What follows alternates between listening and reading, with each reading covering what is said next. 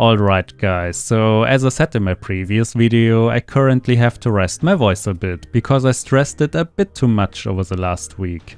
And to not delay the video even more, I will therefore also cover this video with an artificial voice. So in the last video, I gave you a quick review on the Beloader device, and once it can be bought from Amazon, I will of course add some links to it in the video description. Now in today's video, I will show you how to configure the Beloader adapter, how to update its firmware, and what the best setup is to connect your Beloader device to your network. Setting up your Beloader is actually quite simple, and you only have to configure the adapter once. After that, it's a plug and play experience. The following steps can only be done through a PC though. But before I cover the setup steps, I will show you how to update its firmware. This is the first step you should do when receiving your Beloader device. I also recommend to regularly check the Beloader website if a more recent firmware version has been published. To download the new firmware, go on the official website of the Beloader company. You can find a link to it in the video description. At the top you can find the download section. Click it, and you can see all available download options. The thing is, that I have recorded this video a few days after the Beloader has launched, so the Beloader team has not released any more recent firmware update yet. Because of that, you cannot see any download options in my video. Depending on the time you watch this video though, the situation should be different. So if there is a new version available, then download it now. Also, you can already download the Beloader Manager at the top. We will need this software for the actual setup later. Once you finish the firmware download, you should find a file in your download folder named update.bin. Next you have to get your Beloader adapter, and hold down the button on the top. Keep on pressing it, and plug the adapter into your PC. Once it's connected to your PC, you can stop pressing the button on the Beloader adapter. This is the required procedure to activate the firmware mode of your Beloader device. If you successfully followed these steps, then your Beloader adapter will show a white light and your PC will automatically open a new folder. If it didn't, then you can find the Beloader as a new USB hard drive on the left side of your file browser. In that folder you can find two files. The version file will show you what kind of firmware you are running on. I am using the one from 2021, November the 8th. And the other file in this folder is the actual firmware. All you have to do now is to replace the old update file in this folder with the new one that you have downloaded. So just drag the new one into this folder and proceed with the file replacement option. That is already it, you have successfully updated your Beloader firmware.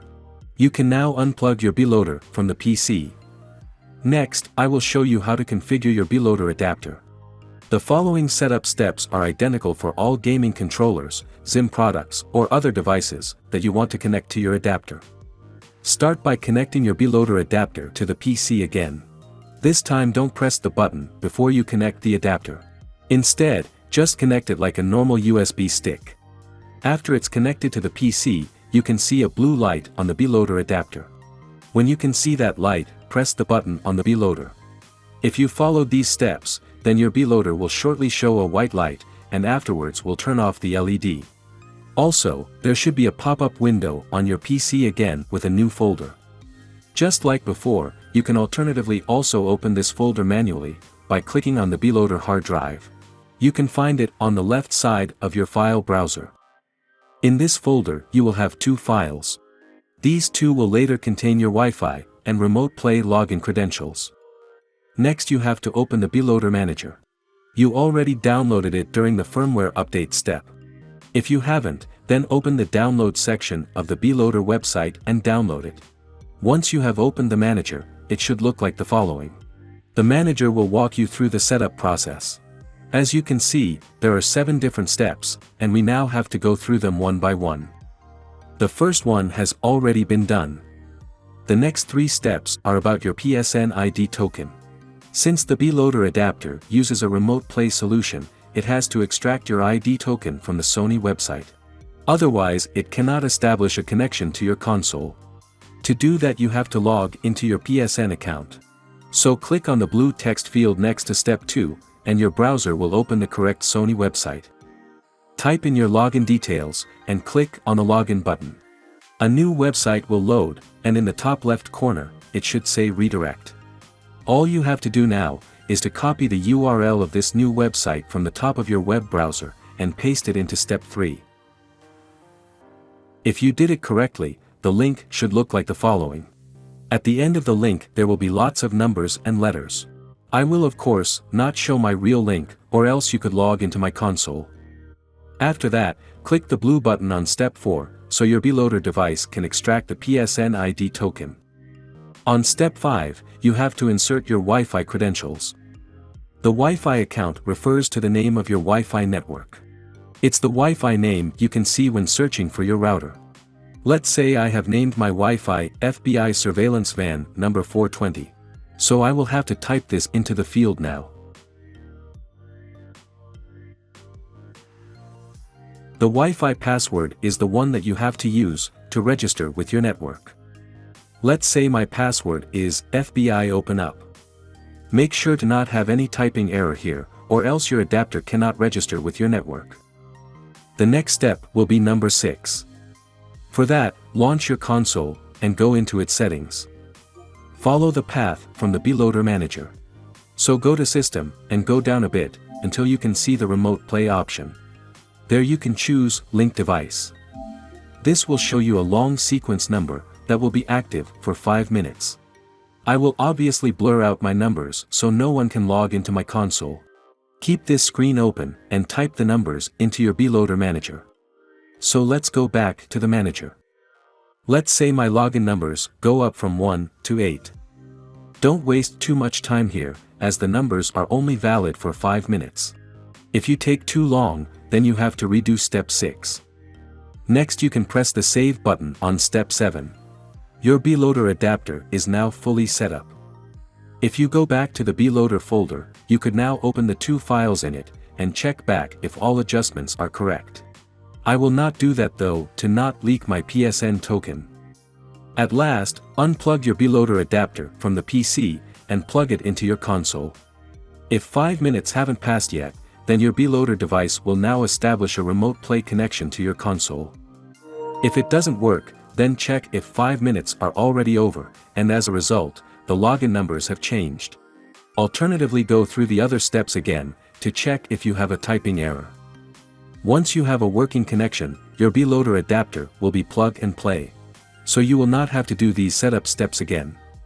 To stop the connection, just unplug the adapter, or shut down your console. And to establish it again, just plug it back into your console, or a different power source. Next I will go over the most optimal setup for your network. None of these suggestions are mandatory, but can result in a better performance with your Beloader. You can see this as some sort of troubleshooting guide on how to get the lowest possible delay. As I said in my review, the Beloader adapter has 2 USB connectors. The front should be plugged directly into your PlayStation, or into any other USB power source. If you plug it into your console, then make sure to pick the console USB port that is closer to your router. As for the back of the Beloader, here you connect your Zim Apex, Zim 4, Zim Nexus, or any other device you want to use. I recommend to use a short USB extension cable between the two, like this one for example. That will make sure the 2 devices will not cause any wireless interferences with each other. Plug the cable into the Beloader, and your gaming device into the other end.